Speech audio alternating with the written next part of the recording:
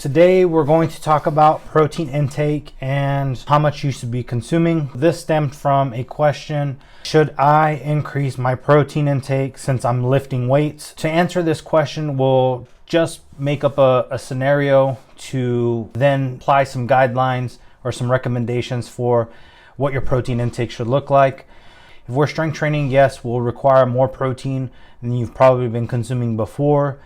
And then also, if you're trying to lose weight, then protein intake is going to be higher also. But now, when we say higher, that's still going to fall within some general guidelines or recommendations that we should follow to make sure that we're getting the most out of our training and the results that we're looking for. If we are already consuming an adequate protein intake, then by adding more won't necessarily give you a better effect in terms of recovery, but may help with increased satiety, so not feeling as hungry.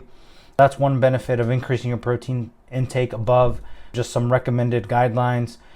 Say that increasing your protein intake above a recommended guideline to increase recovery or maybe more muscle building, there's just not any evidence to show that higher protein intake will result what we call increased muscle protein synthesis that can lead to increase in recovery and muscle building. What are some recommendations that we could go by to make sure that we're getting an adequate protein intake for what we're doing? In this example of the fat loss, protein intake generally can be higher, but with this recommendation, if you fall within these guidelines, generally does really well for most people, and a lot of our clients do really well with this also. What I generally like to recommend, and it varies based on person, but somewhere in between 1.4 grams to up to 2.2 grams per kilogram of body weight. Now, if we are in a fat loss phase, then we may eat closer to that top end. Now, could you consume more than 2 grams per kilo of body weight and it still be okay and not be detrimental to your progress? Sure, you can. There's some literature showing that even up to 3 times and even maybe a little bit more times your body weight in protein consumption seems to be safe with just some of the studies that have been evaluating that.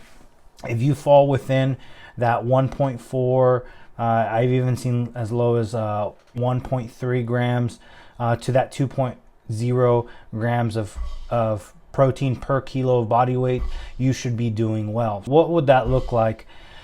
If we had, say for an example, a male at 200 pounds, or I would say 220 pounds just to make the math a little easier, that means that we're at a 100 kilogram athlete or individual.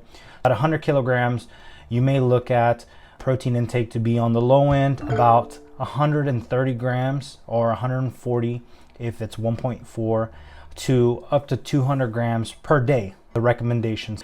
If you are consuming 200 grams of protein per day at 220 pounds, you will be consuming enough protein to maximize muscle protein synthesis and recovery and help you retain lean muscle mass as you're losing body fat.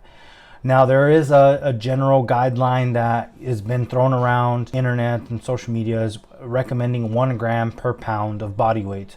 One of the concerns with that, if we do that, that's not necessarily wrong, but we also do have to factor in is how lean an individual is. We have someone who's really overweight. We'll just say the individual in the example, 220 pounds. If their body fat percentage is really high, then 220 grams of protein is not necessarily going to do really well or do just much more. Now, is it going to hurt them?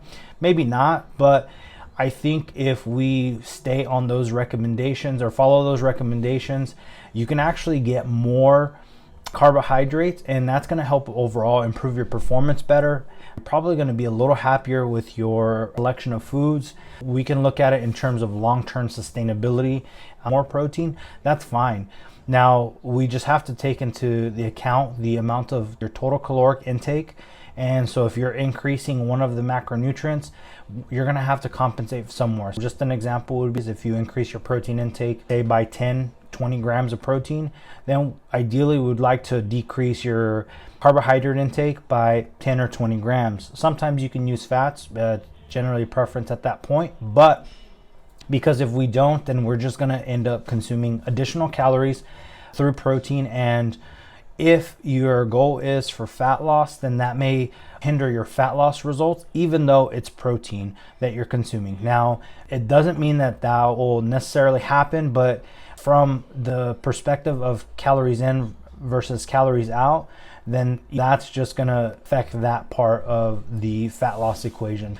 If you just follow those recommendations, the 1.4 grams to 2 grams per kilo of body weight, you should have enough protein in your diet for your daily needs to maximize recovery, sports performance, and then also maintain lean muscle mass. Now, when we talked about performance, if your deficit is too large, that can impact your training performance, but that's another topic for another day.